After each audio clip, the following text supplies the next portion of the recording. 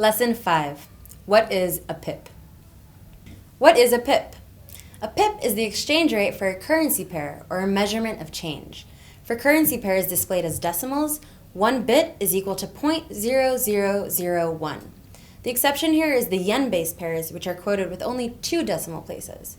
Nowadays, some brokers offer fractional pips, or pipettes, to provide some extra precision, and they're displayed as a 5th decimal place. How to calculate your pip value.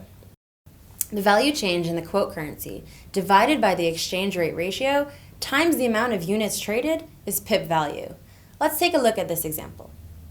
The exchange rate for euros to US dollars is 1.3000.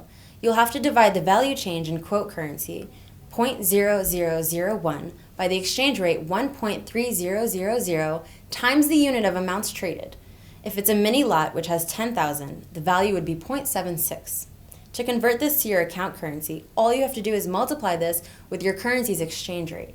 So if you're living in the US, you have to multiply 0.76 by 1.3000, which is 0.98 US dollars.